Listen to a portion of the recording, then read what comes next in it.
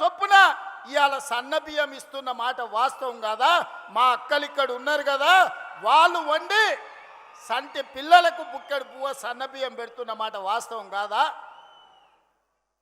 ఇవాళ ఫామ్ హౌస్లో వండుకున్న కేసీఆర్ ఏ సన్న బియ్యం తింటుండో, జన్వాడలో ఉన్న ఆయన కొడుకు ఏ సన్న బియ్యం తింటుండో, మా తండాలలో గూడాలలో ఉన్న మా దళితులు, మా ఆదివాసులు, మా లంబాడి సోదరులు ఆ సన్న బియ్యంతో ఇవాళ బుక్కెడు బువ్వ తింటూరు కదా. ఒకవేళ ఏదైనా వాళ్ళ తండ్రి కొడుకులకు అనుమానం ఉంటే మా శంకర్ నాయక్ ఈయనే ఉన్నట్టు చెప్తా, ఓ తండాల పోయి ఏదైనా గుడిసెల వాళ్ళ మా లంబాడి సోదరుల దగ్గర బువ్వ తిని వస్తే తెలుస్తుంది సన్న బియ్యం. ఇదేనా? రేషన్ కార్డే కాదు, సన్న బియ్యమే కాదు, పేదవాడి ఆత్మ గౌరవమే ఇందిరమ్మ ఇల్లు. ఈనాడు 4.5 లక్షల ఇందిరమ్మ ఇల్లు పేదవాళ్ళకిచ్చి ప్రతి నియోజకవర్గంలో 3,500 ఇల్లు వచ్చిన వాడికి 5 లక్షల రూపాయలు ఉచితంగా ఇస్తే ఈనాడు పేదలు ఇల్లు కట్టుకుంటుంటే మీ కళ్ళు గుట్టి ఈరోజు మీ కడుపంతా మసిమసి అవుతుంది. మీరు 1000 ఎకరాలలో గజ్వేల్లో ఫామ్ హౌస్ కట్టుకోవచ్చు, 100 ఎకరాలలో కొడుకు జన్వాడలో ఫామ్ హౌస్ కట్టుకోవచ్చు, అల్లుడు మోయినాబాద్లో 50 ఎకరాలలో ఫామ్ హౌస్ కట్టుకోవచ్చు, శంకర్పల్లిల బిడ్డ 25 ఎకరాలలో ఫామ్ హౌస్ కట్టుకోవచ్చు.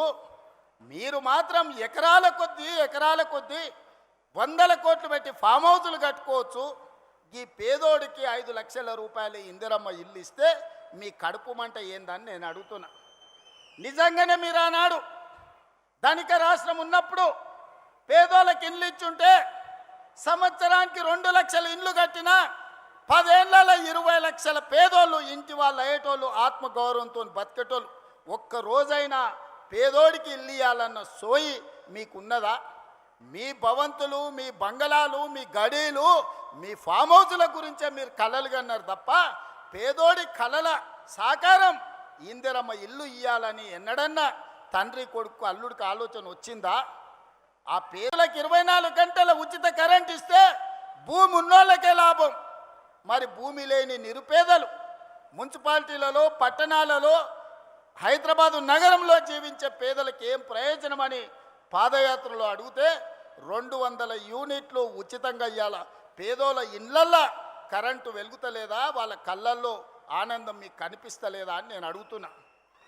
వంట వండడానికి 500 రూపాయలకే ఈరోజు సిలిండర్ ఇస్తుంటే మా అక్కలు సంతోషపడతలేరా అని నేను అడుగుతున్నా.